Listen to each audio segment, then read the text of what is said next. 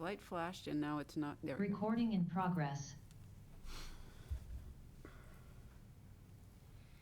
Welcome. I'd like to call this meeting to order.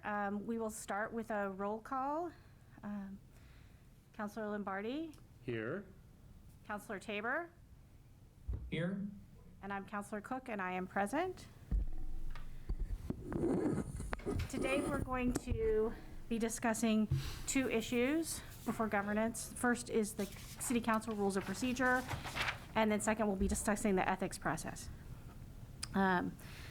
As far as the City Council Rules of Procedure, we have several items that we would like to cover. First, Rules 41 and 43B, and then looking at the other City Council rules for further revisions. On Rules 41 and 43B, which we started discussing in our last meeting, we had some recommendations initially on 41 from staff on a address to the public. And I was tasked with reviewing that rule. I did not see a problem with the recommended changes. I will read those changes to the committee.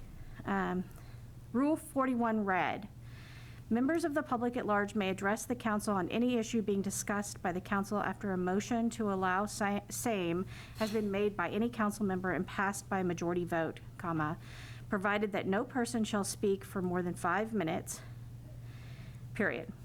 That was it.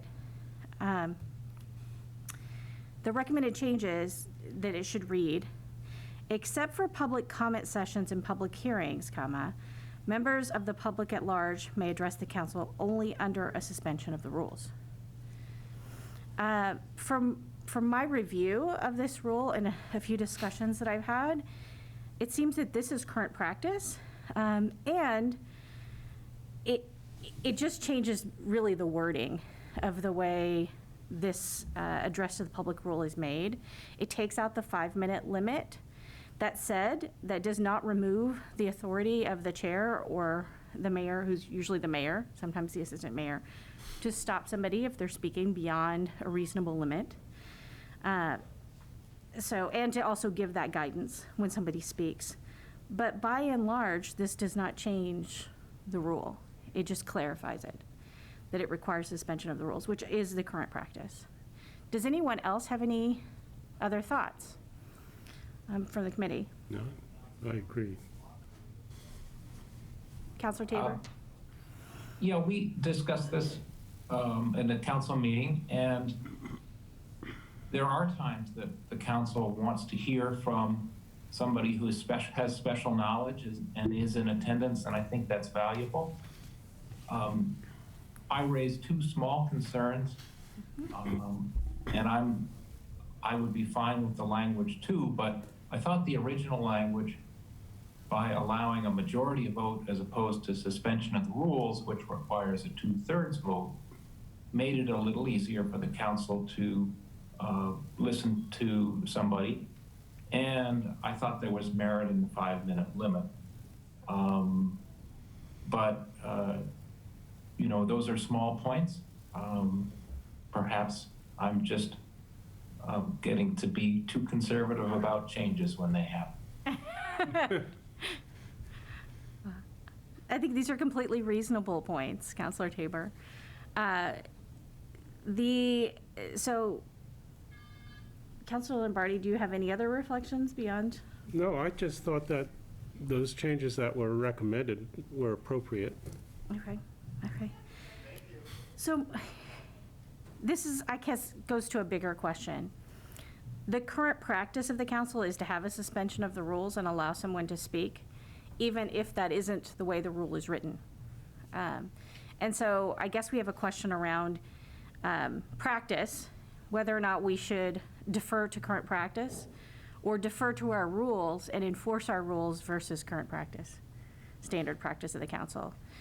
We have just been in the practice of suspending the rules. And so does the city manager have any ideas around practice here? I don't, and I don't have the benefit of many years' wisdom on this, so I think it would be prudent for whatever the Governance Committee thinks to recommend back to the full council is your, whatever your pleasure is. Okay. It's interesting because the Governance Committee hasn't had a discussion yet about practice versus preferred practice. So we have certain practices at the council level, things that we've just always done a certain way, even if they don't follow our rules really directly. They don't. It's not that we're somehow abrogating the rules, because if you suspend the rules, by that nature, you're still getting past a majority vote, and people generally do not speak more than 5 minutes. So in some ways, we've been following the rule, but without intentionally following the rule. There's no intentionality behind it. So the question becomes, is it better to move towards standard practice, what we've been following in the past, or practice of the council, or is it better to try to shape practice of the council with rules that we think would be better practice, I think, in this regard? Councilor Tabor has a lot more experience than I do on the council. So, I would generally defer to him as far as suspension of the rules versus majority vote, because he has more experience with that. I would just add, I think whichever we do, there's great value in having this as part of the rules. The other night, we had to discuss the Brick Market project and extending their use of city space on the streets. It was very helpful to be able to talk to their representative and ask about whether this would need to be extended, and if so, how much. So it happens fairly frequently, and it's useful. So I guess my thought is have the least impediments to it possible. That's fair. Yes. Okay. So I'm not going to entertain a motion. We will leave it as is, because currently there is no change. So we will leave it with no change. Let's go to Rule 43B. 43B is specifically public dialogue. And I think by making changes to public dialogue, we have to also reflect on public comment later. So I'm letting you know that we will probably discuss public comment at the next meeting of the Governance Committee, because we want to make sure we notice that. Public dialogue, though, the goal around public dialogue was to set up a more informal manner of people interacting with the council, so that people who were not necessarily comfortable coming forward and speaking before the council could come into a more informal setting where they could still speak with council members. Unfortunately, it sets up a significant burden on staff for taking minutes in several different dialogue sessions, separate dialogue sessions. And in that sense, it's very cumbersome to enforce right to know and make sure that we are in compliance with right to know. And there have been some court rulings on this and other venues around public dialogue.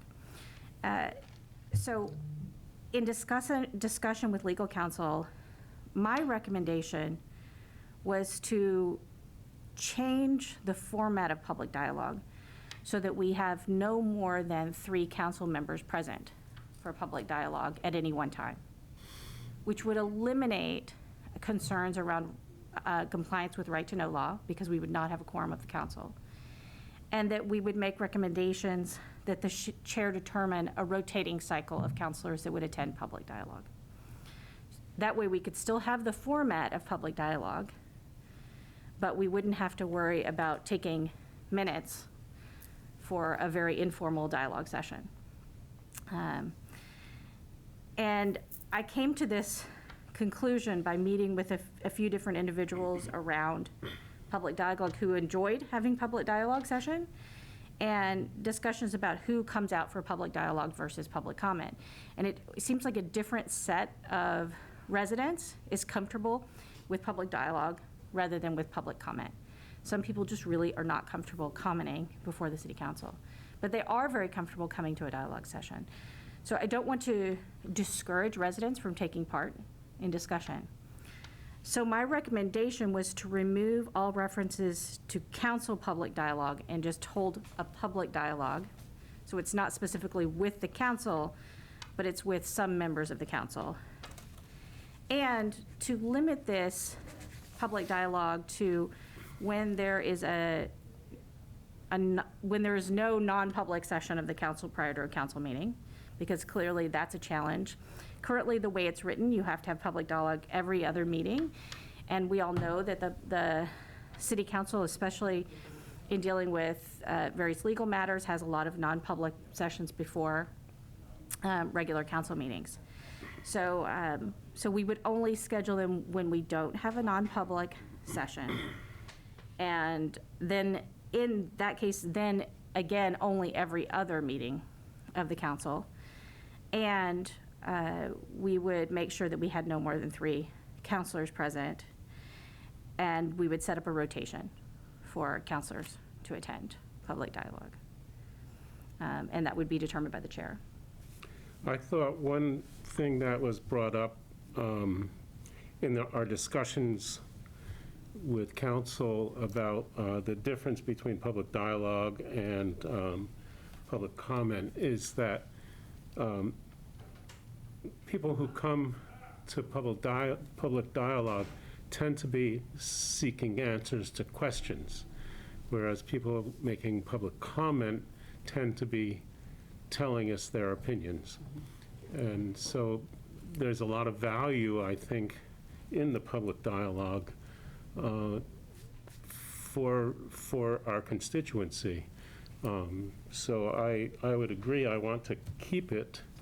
And I think your thought of you having 3 counselors, so there's not a quorum and requiring a heavy staff input is a good one. If I may, just to add to that, if anyone's watching the meeting, the intent of one of the 3 counselors would be to report at that meeting the gist of the public dialogue, correct? That would be the hope. I Great. think. Yeah. So that people who may not be able to attend or might be interested in what the discussion entailed would be able to get an update. I think that that's generally the intent, because counselors have discussions with the public at all time, all the time, through emails, through, meeting with people outside of council chambers. And so we're always hearing from the public, and I think we all bring that anyway to council. So I would hope that people participating would then share insights learned from public dialogue. I really like the solution of 3 counselors. I think that's wise.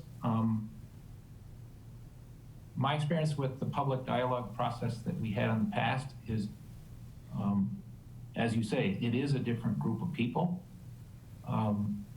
People who come for public comment have a strong opinion. They're roused to come and tell us their opinion. And that's a one-way conversation. That's golf, not tennis. There's a valuable place for that, and we don't want to limit that. But in the dialogue format, we can actually engage with citizens, tell them facts that they may not be aware of. They can alter their opinion, or maybe there's even some collaboration on something better. So I think there is value to it. I like the solution that you got to have a 3-person council representation, and then give the summary at the end to the full council.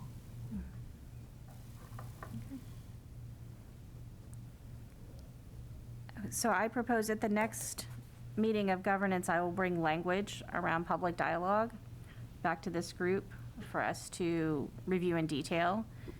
I have some suggested language, but I think that I should probably go through that with legal counsel and make sure that it fits with any legal requirements, that we're meeting those. And then we should also talk about public comment session, because currently the way public comment is set up is that we have public comment at every council meeting, and I'm not sure if we set up public dialogue, if we should or should not continue public comment at this same council meeting. So we should probably have a discussion around that, to see what our thoughts are. If I could just add, our current language is around 4 times a year for public dialogue. And I didn't want to lose sight of Councilor Denton's idea that the public dialogue meetings could be not in City Hall, but maybe in various neighborhoods. And that might be a nice combination if we have public dialogue where residents of one part of the city, Ward 1 or Ward 5, Ward 3, can actually engage with us. So I thought there was good merit in that. And maybe we can get some feedback on that at the next meeting. Okay. I will seek feedback. Okay. Good. So those are mine. I'm going to pass off to Councilor Lombardi. Okay, I reviewed the rest of the rules. There are a lot of rules, and I pretty much found that the comments that were done by I believe the city clerk did most of them, but I'm not maybe informed by other people too, were pretty good. I did not see anything that I thought needed adjustment. I had some questions, and for example, in work sessions, I wondered about the comment, Rule 3, I wondered about the comment that basically nothing herein shall prevent a polling of the council or the taking of an informal vote on any matter under discussion. I guess it's labeled as a work session, but it would have a quorum. So I guess I'm wondering about that part of the rule. And I don't, maybe that's a legal question to ask. It is a legal question, and to my knowledge, that a work session, you cannot take a vote.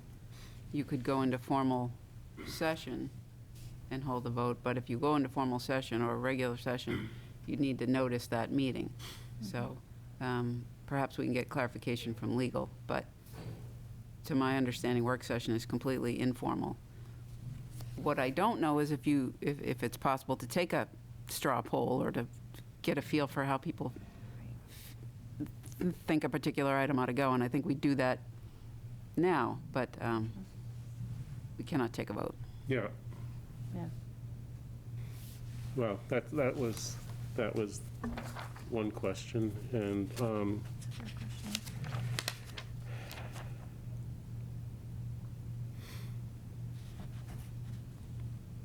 let's see, there was,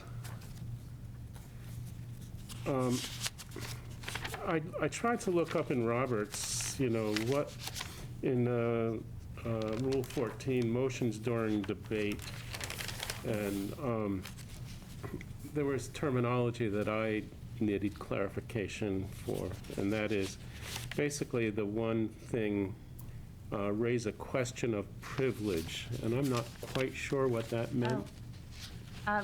Question of privilege, my understanding usually refers to, can I be excused for a moment just for personal reasons? So usually someone will raise a question of privilege if they need to leave a meeting and use the restroom, for example. Okay, At least that's the way I've seen it used, all right. passed. Roberts didn't seem to say that. But, so I guess that's just another question I had. We can have legal And- follow-up with this. If these have not been run by legal yet, we can run them by. Yeah. Also, on Rule 34, city clerk shall attend all council meetings, including work sessions and executive sessions. Executive sessions aren't defined in normal boards. That means usually the president, the secretary, the treasurer, and the, vice president. So I don't know what an executive session is for the city council. We can find out. I think this is a reasonable question. I think an executive session sometimes is also the meeting of the council without any staff present. So that could also be, That could be, but that is one of those, that probably should be defined somewhere yeah. in our rules, so it's clear what an executive session is if we're making rules around executive session. Okay. And then, I'm not sure where, Rule 47 came about in 2018, and it prohibits anyone from serving more than 10 years, is that right, basically? Is that something we want? That's a It's question. reasonable question. I don't, So those were questions. And then I had perhaps a new rule. And it has to do with unbudgeted expenditures. And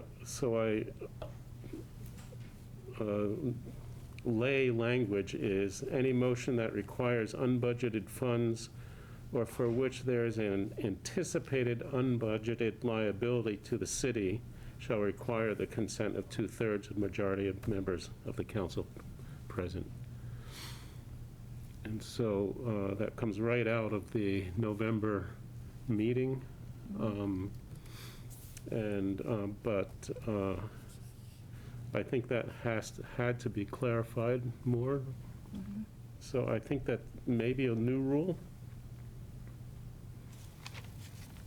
And then I know Councilor Tabor is working with the ethics process, but I made a suggestion on rule number 21.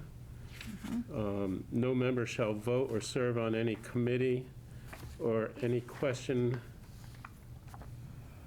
as to which the member has a direct personal, and I added ethical or pecuniary interest. So I just added the word ethical in that list.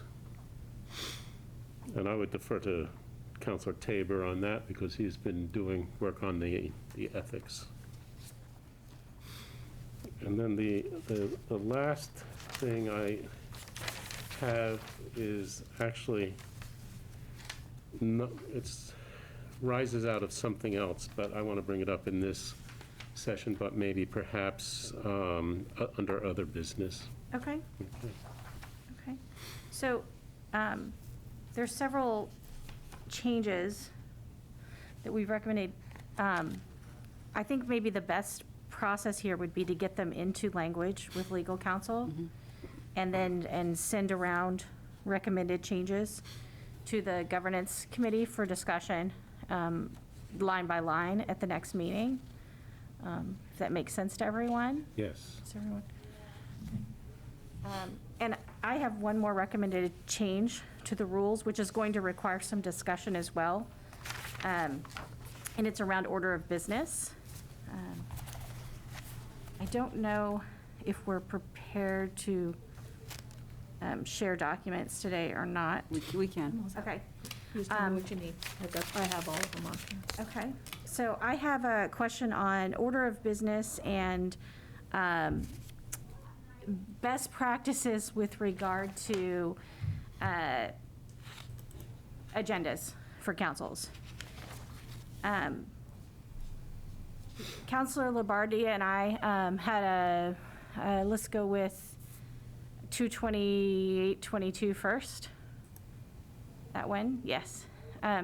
So Councilor Labardia and I, in discussion with legal counsel, found out that there are no really specific RSAs around order of business. So I started looking at various agendas for different city councils, city commissions, and how they follow, how they set up their meetings. Because the current order of business, in my mind, lengthens meetings because it puts city councilors in a position that they feel they have to introduce material because their name is presented on the agenda with their material. And so because it's separated by city councilor, that encourages more input rather than less. And we already have very long meetings of the city council. So I pulled up, just for sample, some agendas from my hometowns to look at, and one from Concord, New Hampshire. So this is Salina, Kansas's city council. Oh, I don't know if it's being shared. Yeah, it was Let me make sure sharing you- the room thing on you can my all end, so I'm just, yeah.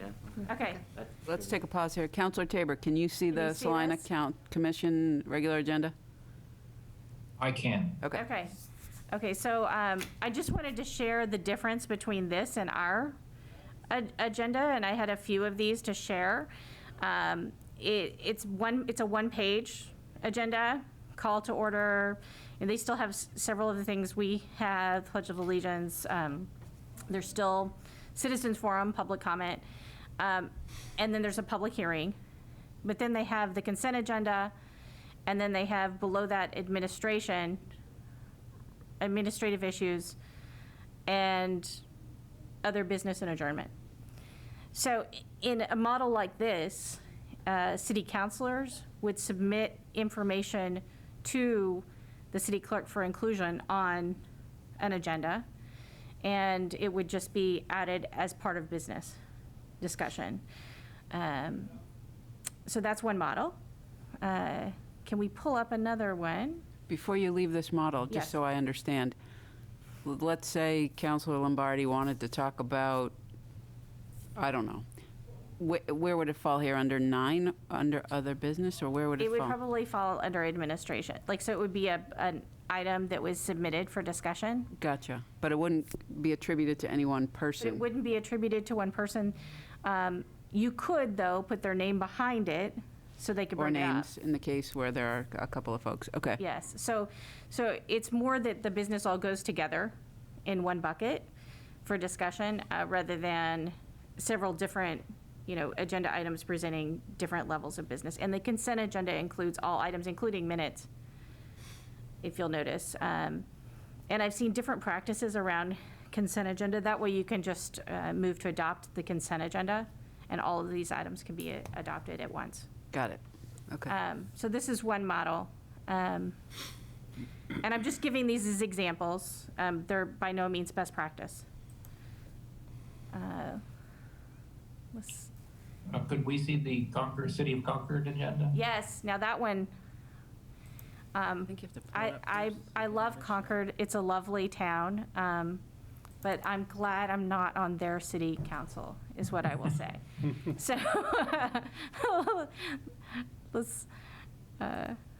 let's make sure we can pull it up and you can see it. Can you see it, Counselor Tabor? Yeah, Okay. yep. So this is City of Concord, very similar to our starting. You can go ahead and, if you don't mind starting to scroll through, it is very similar to ours, but you will notice there's an agenda overview by the mayor.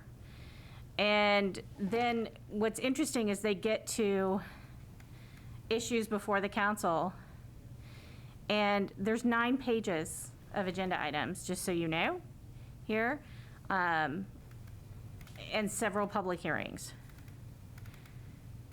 So they have all of these ordinances and resolutions they're considering, and it goes on. Again, these are not attributed to individual counselors, you'll notice. And then there's, from the city manager, then there's consent reports. And it keeps going. There's quite a bit. When I looked at this, I thought, wow. Consent resolutions, and then appointments. And then public hearings. Now, this is intriguing. So there's 1, 2, 3, 4, 5, 6, 7 public hearings, and then public hearing action.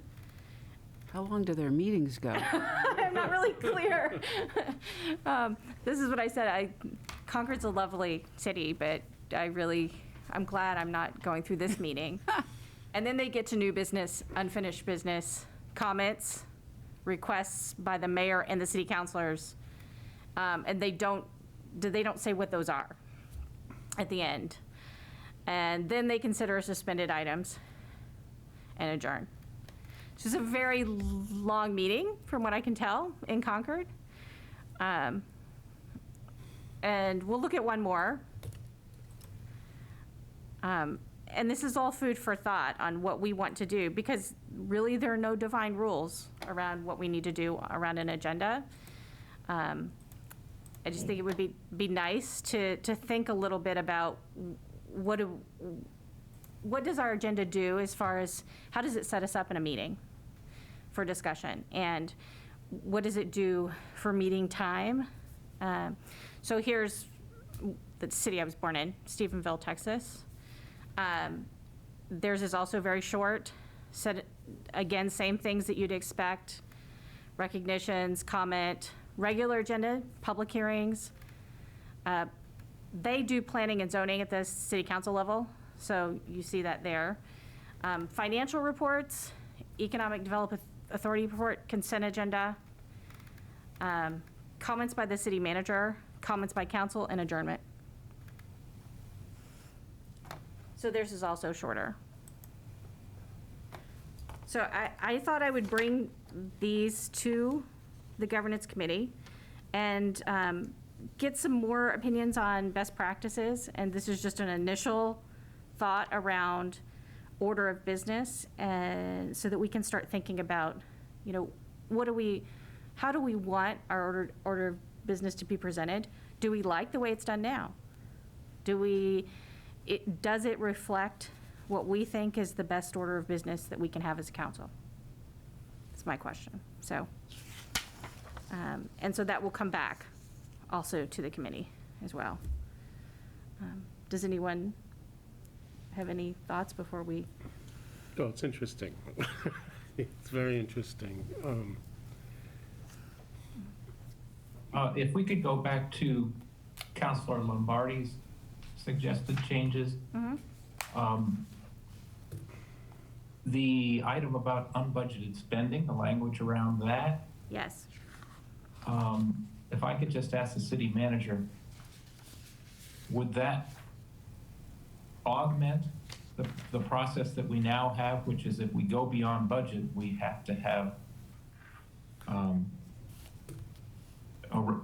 vote to do my mind's blanking on the name. A supplemental. Special appropriation. Supplemental appropriation Supplemental appropriation. for which we do need a public hearing and adoption by a 2/3 vote. Mhm. So that would essentially be in keeping. If I may, Councilor Tabor, in our conversations with city attorney, when Kate and I attended, he suggested that we look at that and clarify the language to include something like anticipated liability. Right. I believe that there was also language around reasonably foreseeable expenses. Yeah. So, because the current language would suggest that until the expense is incurred, it's not an expense, or until you're immediately voting on the expense.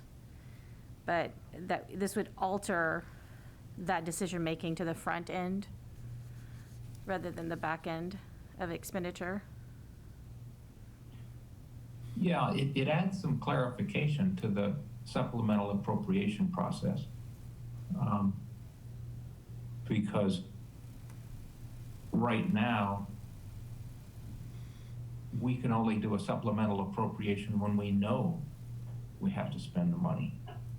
But this makes the council reckon with the possibility or the probability that they're going to have to exceed the budget in advance and then vote to do that. Correct. We'll need to get some appropriate language from legal on that. Yes, I'm happy, I've taken notes on everything that we've discussed as far as rules, and I'm happy to go to legal counsel and get appropriate language around several of these so that we can go through it line by line, if that works for both of you. Yeah. I think the city manager's input on that's important too, because she's the executive, it's her budget. She needs to know if she has council support, if we're moving in a direction, a policy direction that's going to cost more money than the budget. Right. Yep. I agree. Is there anything else that we want to cover around rules before we move on to the discussion of ethics? No, I don't think so. Not me. Right. I would just add on the order of business, one of the benefits of having items under counselors' names is that we often work with subcommittees, and as those subcommittees come up with what they want to see accomplished, the ability of a counselor to say, I can bring that to the full council under my name, I think is one way to move initiatives forward to the council level that's very direct. So I just put that out there as food for thought. Okay. Okay. I've noted that. And I think we should have like a more robust discussion around that and all of these potential rules changes as well. Right, and I'm cognizant that you mentioned efficiency and use of time, and that's the balance that we have to strike. Mm-hmm. Exactly. Thank you, Councilor Taber. Then let's move on to the ethics process. And I'm going to turn it over to Councilor Taber, who's going to lead that discussion. Okay, thank you. I'm going to assume that everybody has read and knows our current ethics ordinance, which is 32 years old now. And I'm going to talk about some changes that came out of our experience of actually convening the Ethics Commission for the first time in 2020. Here were some of the things that we concluded after the process finished, and this was the ethics investigation of Councilor Kennedy in spring of 2020. The process has a definition of what an ethics violation is, and then how we form a commission to investigate it. And I'll deal with how the commission works first. And I can share a document with these and send it to everybody for the record. As you know, the ethics charge first goes to the city attorney and the mayor to review it, and if both or one of the two thinks it's worthy of a ethics investigation, it moves on to the full ethics commission, which is drawn by lot from the school board, city, police commission, fire commission, and city council. So when we, having gone through the process and actually lived, seen how it works, it's really a hearing in which we take a formal complaint, and I think our language is good on this. The formal complaint has to be written by the complainant. And we then investigate it. The complainant, we found out, has really in our operating of the Ethics Commission, has to bear the burden of proof.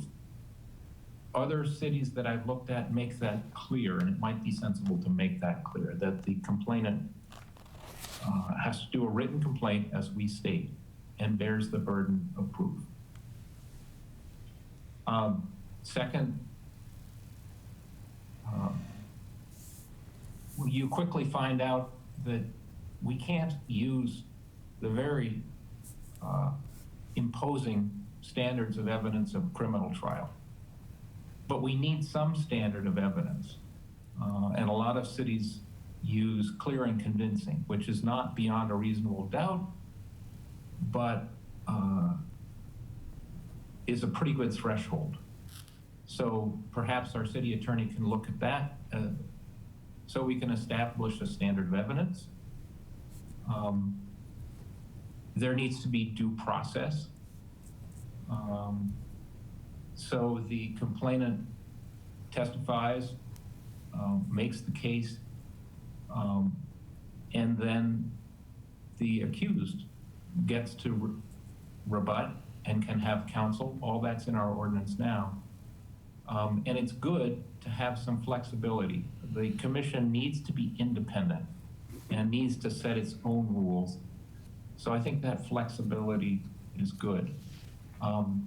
One area we don't have a lot of clear language, which other cities do, the committee should have powers of discovery for documents, and whether it's employees or elected officials involved, we need language that says they need to fully cooperate. The current ordinance allows the commission to meet publicly or not publicly. And we may want to consider that the hearings should be public. That was the process we use. And I think in the heat of an ethics investigation, it's good to have the public see how we weigh the evidence. But at the same time, there should be some provision for deliberation at the end, just like a jury. A jury can be sequestered. And the commission needs time to deliberate with one another. And that, I think, is a good time for non-public. Three more. The committee should make a written finding. I don't think we have language about that now. And this was something all of us on the Ethics Commission felt strongly about. A written finding that should also recommend the sanction or penalty. And there's options in our ethics ordinance ranging from doing nothing, putting a letter on file, censure, removal. I think we felt that the Ethics Commission should go the extra step of saying, here's our finding based on the facts, and here's our recommendation to the governing body of which of the sanctions or penalties to use. That doesn't, again, the commission is advisory. It's the governing body that makes the final decision. But I think it forces the commission to buttress their case when they have to recommend what the sanctions should be. This was very important. Another thing that we felt strongly about, once the findings given to the city council, if a member of the governing body is involved, they can't vote about themselves.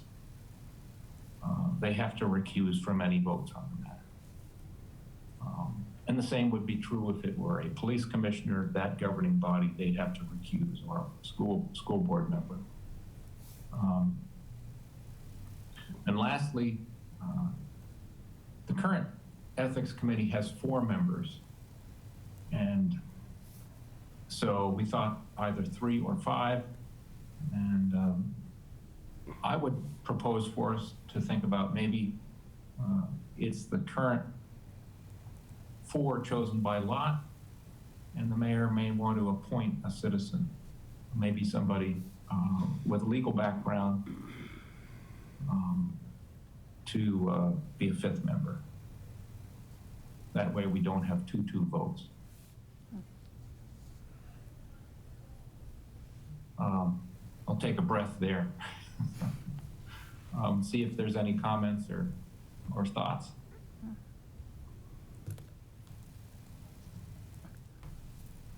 I think these are all wonderful recommendations. I should note that I invited the other members of the Ethics Committee who went through this process with you, Counselor Tabor, to attend today if we want to hear their views as well. And I think I would need a motion to suspend the rules and invite comment from. I'll move to suspend the rules. I'll second. You'll need a roll call vote, just as All a right. reminder, since Counselor Tabor's on Zoom. Okay, so then I will call a roll call vote. Counselor Lombardi, Yes. Counselor Tabor, Yes. and I vote yes as well. So first I will invite, I think we have one person present, Ann Walker, to join us at the table and share insights. And you'll want to grab the microphone close to you.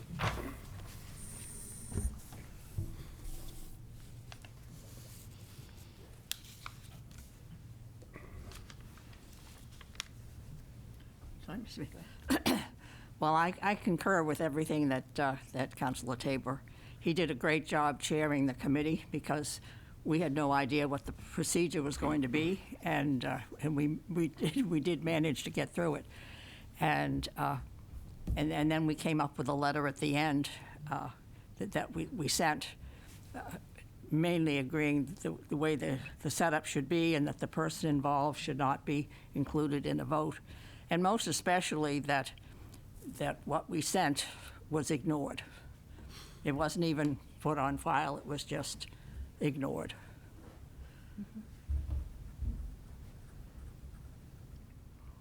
Thank you.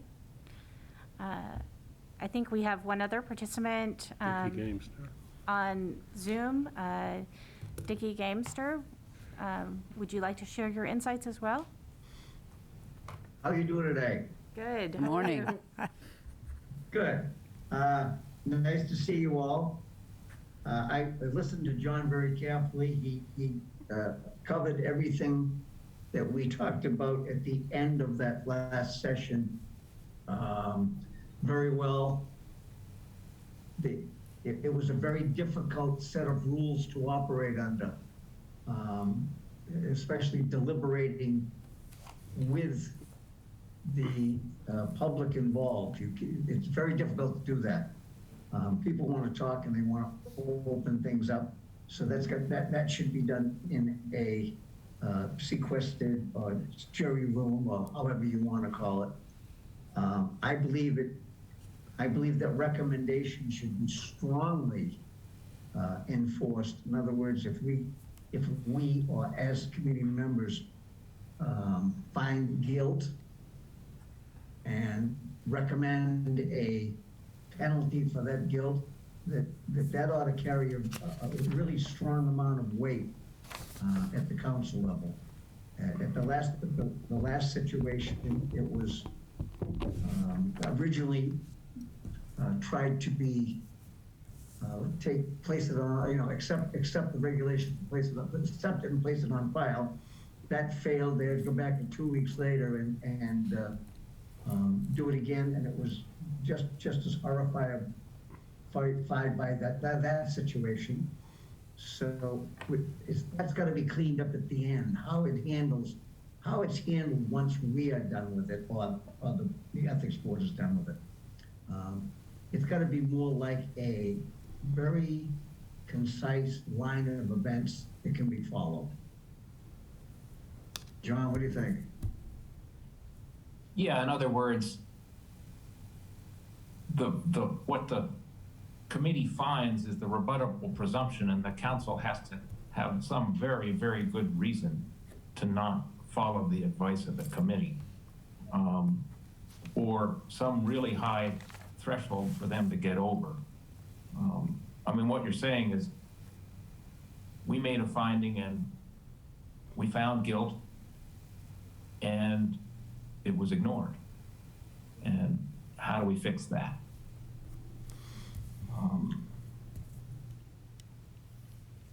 I agree wholeheartedly. That kind of made it all like a sponge. We wasted our time and effort. Right. So maybe I can talk with the city attorney, or we can all meet with the city attorney to consider ways that the governing body has to follow through on a finding like that.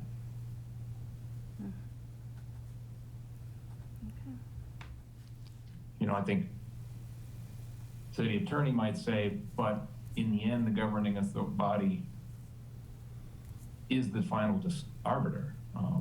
So we'll have to figure out how those two play together. Ms. Walker? I just wanted to make a comment that at the end, the vote was unanimous, which actually was a surprise to us because I really wasn't sure how anyone else felt, but it was a unanimous vote.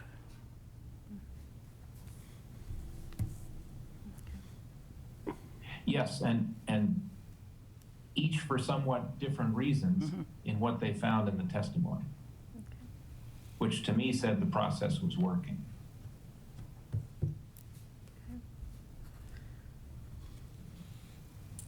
You have another person on here that I see her name. She could very well put up some information that would be, she was a complainant before, information that might be interesting, John, that you and I haven't thought about from the complainant side looking at this and how it went. Has anybody invited Nancy Pearson to talk? We had invited the committee members to talk. My guess is Ms. Pearson is here for public comment, but we can suspend the rules and bring her into this discussion if counselors agree to that. Does anyone? I'll move to suspend the rules. Second? We'll go through a roll call vote. Counselor Lombardi, Yes. Counselor Tabor, Yes. and I vote yes, Counselor Cook. I invite Nancy Pearson to join us for this discussion if she has comments on the ethics process. Thank you. Can you guys hear me? We can. Yes. I do. Thank you. I also have a comment on the public dialogue. Should I save that for later? Yes, please. Let's save that for public comment. Okay. All right. Well, this is Nancy Pearson. I'm not currently at my Lincoln Ave home this morning. I'm down in Miami Beach, and I'm going to spare you my video because it's just crazy down here. Anyway, I want to thank this body and Councilor Tabor for taking up the ethics complaint process.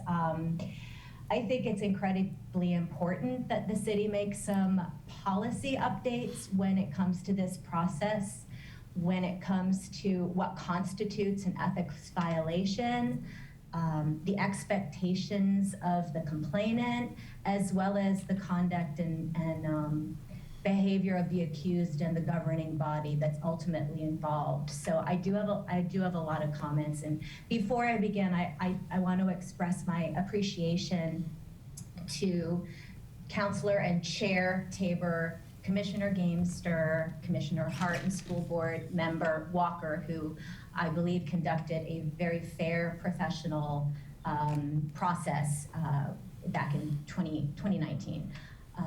And my comments and recommendations are based on my experience, my personal experience as the complainant. So first, I want to say that I found the process murky, and I felt intentionally vague, whoever set this up. I think that Portsmouth has a very narrow parameter within our ethics code, which relate almost exclusively to personal financial gain. And so while I know it's important to ensure that no public official gains financially from their position, I think there are other behaviors and actions that are also unethical, including, for example, deceit and abuse of power. And it was very challenging to try and tie that to the current code. I did it. I'll get to that in a minute. Second, I want to say I was unaware of the steps that were involved once that trigger was pulled and once the formal complaint was sent to the city attorney. And from what I could tell, it appeared that everyone else was not aware either. Perhaps because there's no guidelines, there's not an FAQ page, there's not a what to expect. It just seemed to be uncharted territory for everybody, which didn't make me feel great on the one hand, but on the other hand, I did have confidence in this group of people. We don't know that that will always be the case. So it was a little bit, my trust was in the individuals, not in the process. So third, as it currently stands, as Counselor Tabor mentioned, the onus on the responsibility of the case really does lie solely on the complainant. And I do understand the intent is to prevent a slew of frivolous complaints against our public officials and volunteers. I feel that our process tilts too far in the opposite direction, and it's overly burdensome on the citizens, and it feels like it seems to favor the accused instead.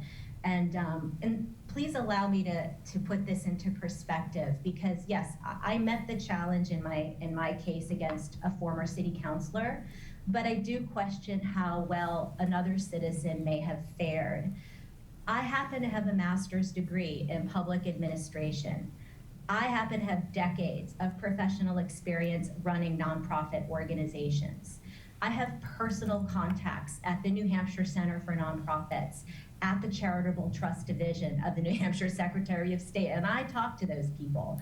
I had a benefit of 4 years of public policy making on the very city council in question. So even with all of that, that process went right up to the edge of my skill set.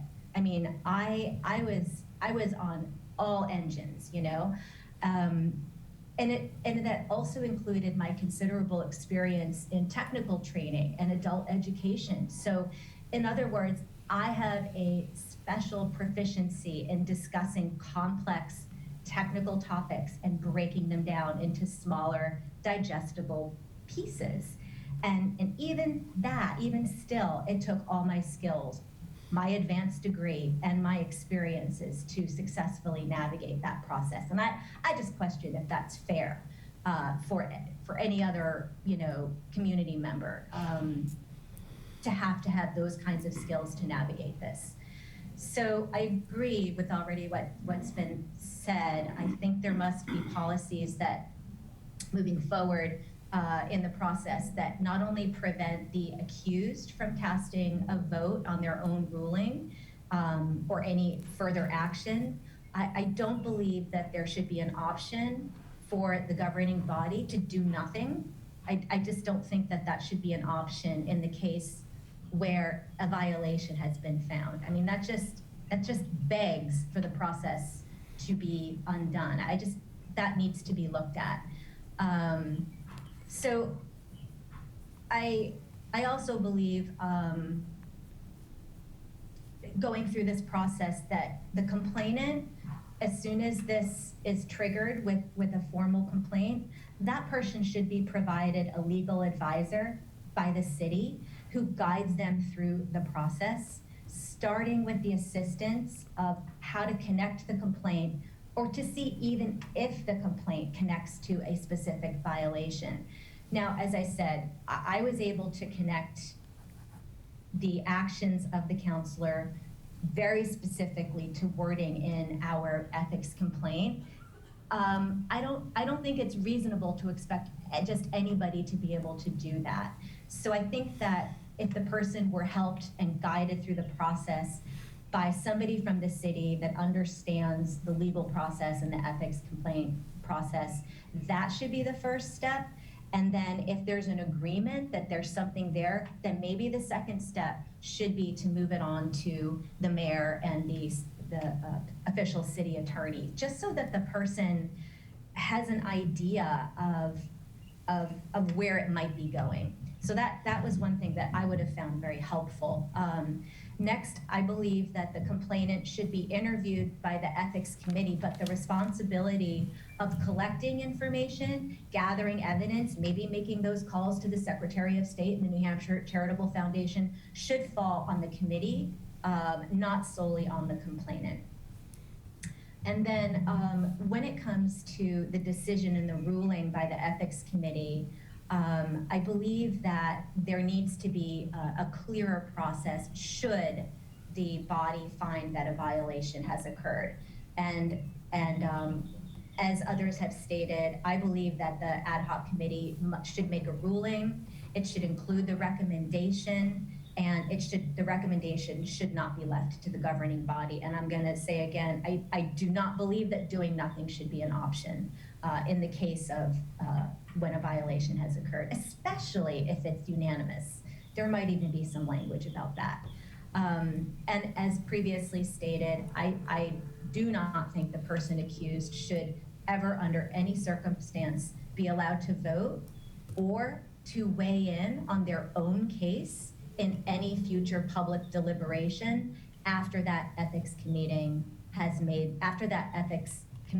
made their ruling. We saw this take place, and I thought that was an abomination of the process. So those are my thoughts. I'm happy to submit them in a bullet and provide them as comment if you think that would be helpful. But that's all that I have. Thank you, Nancy. Yeah. Thank you. And I guess we will wait for further comment under public comment from you, unless Okay, anybody has thank you. any questions. I think it would be Thank you for the opportunity. I think it would be useful to have her submit her things in writing, Okay. if that's acceptable. Does that seem reasonable, Counselor Tabor? Oh, absolutely. And I want to thank Nancy as well. You know, this was a difficult process, and so thank you for coming back and sharing with us your thoughts. And Dickie and Ann and I and Tom Hart also did talk about it's hard for the complainant, and I agree with Nancy that it's difficult to put the complaint together and carry that burden of proof. And some assistance, we talked about, could there be some kind of ombudsman, some neutral, legally trained person who can assist someone who wants to make an ethics complaint. I think if people want their government to be clean and honest and transparent, and if it's easier rather than harder to make a complaint, that goes to that purpose. We could never figure out how to do it. Obviously, you know, we thought about, could the city attorney prosecute the case? But that means the city attorney's essentially pursuing a case against a member of the governing body, and that's a tricky place. But some kind of ombudsman or outside counsel who assists the complainant makes a lot of sense. And I think Nancy Pearson's really refined the question about the penalty when she says the governing body can't do nothing, especially with a unanimous vote. And I think that would really strengthen the ordinance. Okay.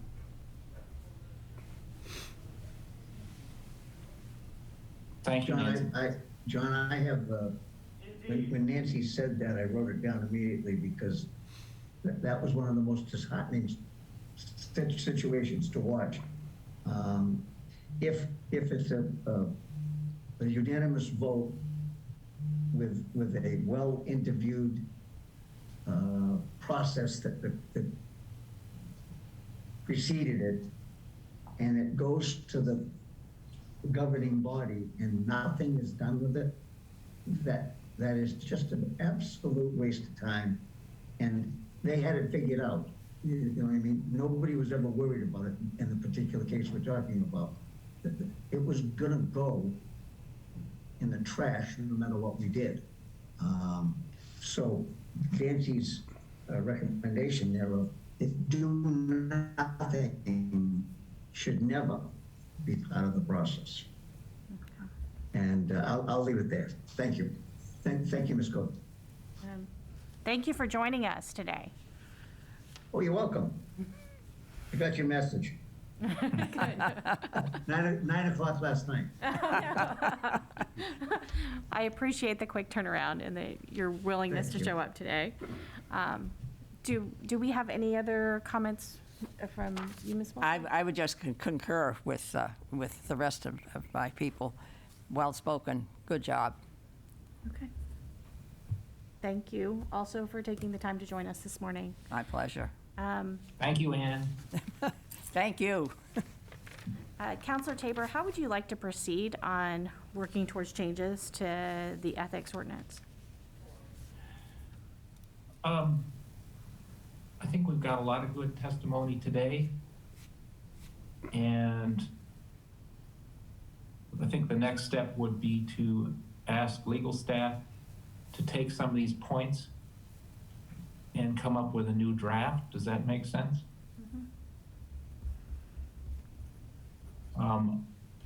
Maybe get some input from other experts as well.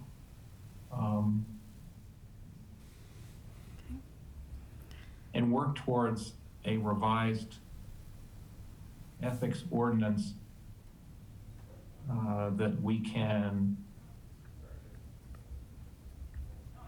deliberate on as a committee. Okay. And that we can, that the public can see as well. It seems I like, did want to cover a couple of points about what constitutes an ethical violation, if we have time for that. I believe we do.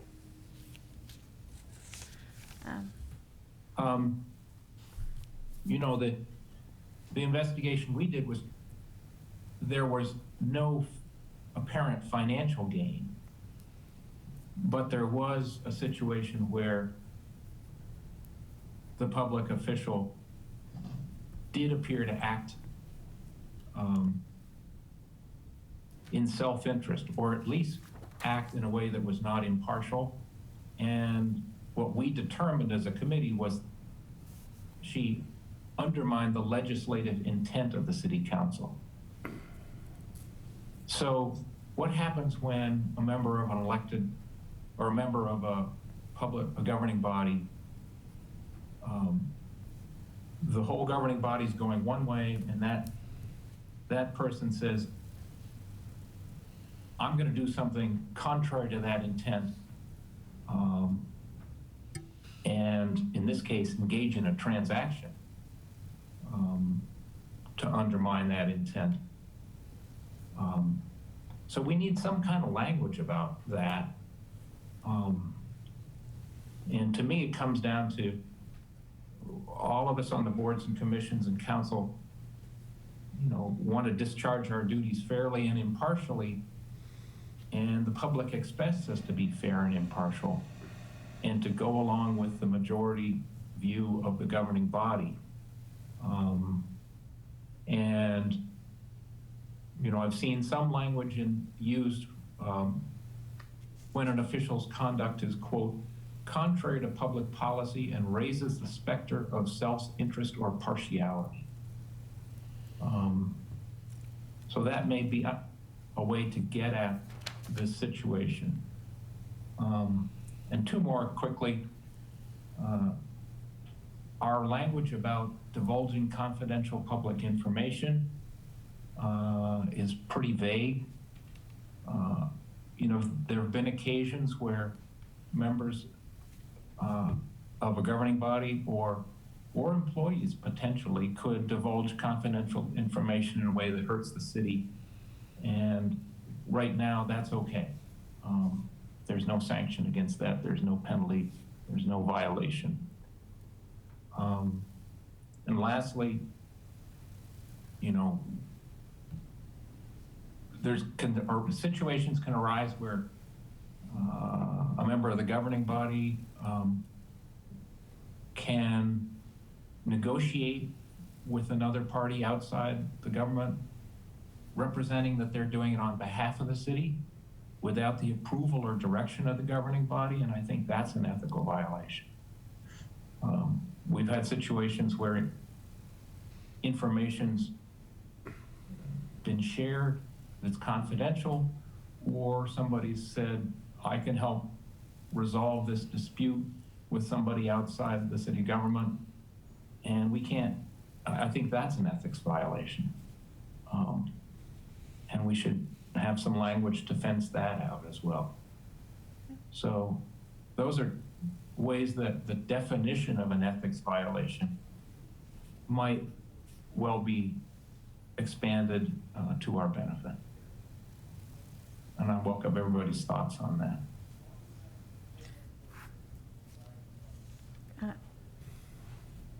Do you have? I'm thinking about it. I think those are good points. I'm trying to imagine language to fulfill that. I can't off the top of my head. I think you stated the issues articulately. How you put that into part of a document, a guiding document, well, I guess that's what lawyers are for. So I think those are all good points. So. Yeah, and the confidential information is tricky because there are also times, and Jim Splain would be the first to say this, there's times you want whistleblowers. So I'm thinking about a situation where, for example, let's say a member of the governing body discloses confidential information to somebody who's suing the city. That could do us harm, and I think that's an ethical violation. They've failed to act in an impartial way as an elected official or, you know, a board member. You know, Councilor Tabor, I think this is a really important point because that information should not only be confidential while you're serving the governing body, but anything that was confidential when you were serving a governing body should not be able to be shared if you are no longer serving as well. So I agree that we need clarification around all of these issues. It is important that we talk to legal counsel. One of the things that when I started looking at ethics and ethics violations, I started looking at the RSAs and what the code says and what the court cases say, and they're not very specific. And unfortunately, in some cases, our Superior Court has ruled to limit ethics violations rather than to expand them, limit the scope of ethics. So I think getting legal advice here would be critical to make sure that our ordinance reflects the current thinking at the state level. So, Councilor Tabor, would you be willing to talk to legal counsel about working on the ordinance and these additional recommendations to define ethics violation? I'd be happy to, and either of you are welcome to join me. And we'll see what our city legal department thinks we can do. I would just caution that if two of you attend a meeting together, that's a meeting. So you'd have to notice that. So perhaps one, just if you want to consider that. It would essentially be a meeting just like this. I would say that we had a meeting with council that Attorney Sullivan said that did not constitute a meeting. Okay. When you both So met? that Okay. went- Got it. When Kate and I went, so. Right, so as long as any meetings outside of this body are meetings with council and discussion with council, we have to be really cautious. We don't want to violate any rules around right to know. So Okay. No. we have to make sure that if there's more than one of us present, that it's a meeting with council and discussion with council. And I would. Well, maybe in the interest of transparency, I could put these points in writing, make them part of the record of this committee, so then everybody knows what the issues are, and then take them to Bob Sullivan and see if he can come up with language. And then we can take it up again in public session. That would be wonderful, Counselor Tabor. Thank you. I would be happy to meet with you with the city attorney as well, if you thought that would be an advantage. Yeah, absolutely. Okay. So I want to make sure we'll continue our discussion of ethics. I'm watching the time at our next governance committee meeting. But I want to make sure we talk about committee priorities for the next meeting so that we have a plan in place before we leave today. Does anyone have something that they want to discuss at the next meeting that we're not already in the process of discussing beyond rules and ethics right now? I did earlier mention that I had something I wanted to bring up that occurred to me, and so I will bring it, if I may, I can bring that up now.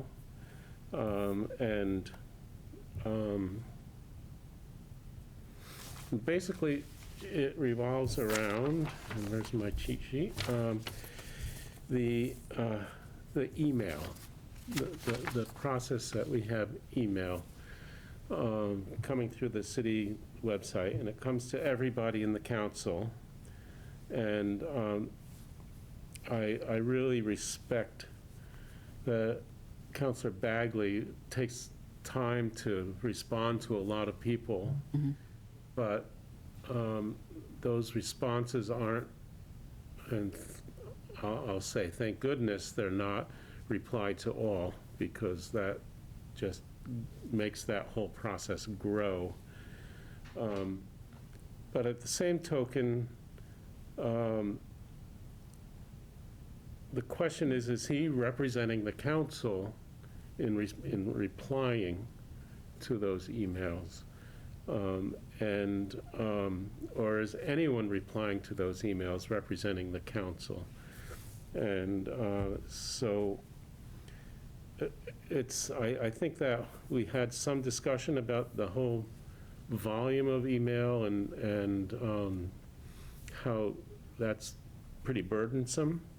And so it just made me think about this part of it as well. So it's a question to the city manager, to the attorney. I think it would be a question to the attorney and the rights of an individual who chooses to respond. So I don't want to speak for Bob. I think we should add this to the list of things for legal to weigh in on. Okay. But I would like to take the opportunity to say that if there is that I have, as of last August, been part of those emails that you all received. So if someone writes to the whole council, I do get a copy. Yes. And if it is something that I think you would want me to answer without being prompted, if it's something very informational, I'd be happy to volunteer that. Otherwise, I do tend to wait for a counselor to make a specific follow-on ask. That's not very clear, but there have been cases when an email comes forward and it's easy for me to shoot out an answer that everyone can see and understand, and I can resolve that and move that inquiry off your plate, so to speak. But Mhm. Thank you. Thank you. So I will add this as a report back from legal for our next meeting. The legal department is going to love us. Yep. Yeah. So, Well, this is the one committee that legal department has to be very involved in. So. yes, yes. So, Counselor Tabor, do you have anything that is not current, that we're not currently discussing that you wanted to add to discussion for the next committee meeting? No, Okay. thank you. So I want to make sure that everyone is comfortable with the committee priorities for the next meeting. We will discuss rules. We will try to get a copy of those out with changes before the committee meeting, so everyone has an opportunity to review recommended changes from legal. And we can have a more line-by-line discussion of rules, recommended rules changes or suggestions around rules changes. And then we will continue discussion of ethics, and we will also be looking at some recommended changes to the ethics ordinance and to a definition of ethics violation as well. Is that accurate? And then we will request a report back on counselor email volume and responses and the nature of those responses from legal as well. Okay. Does that sound reasonable to everyone? That sounds very reasonable. Okay. I want to open up for public comment now. Do we have anyone who wants to make public comment? I think Ms. Pearson is still on the line. Yeah, real quick, I just wanted to say that I am in full support of Councillor Cook's recommendation to bring back and even update, streamline public dialogue. I just want to say, for historical purposes, just so you know, it was enacted precisely for the reasons that you all discussed. It was enacted, it was brought about to provide an opportunity for citizens to have that two-way dialogue with public officials and to create an atmosphere that was less intimidating to those who don't want to stand up at the official podium. And so any effort this council makes to be more inclusive with respect to community members and their access to the democratic process is a great step forward. So total support for this effort. Thank you. I don't see anyone else who's wanting to make public comment. Any other business before we close our meeting? Move to adjourn? Okay. Second? I'll have a All in roll favor? call vote. right. Counselor Lombardi, Yes. Counselor Tabor, Yes. and I'm Counselor Cook, and I vote yes as well. We are adjourned. Thank you.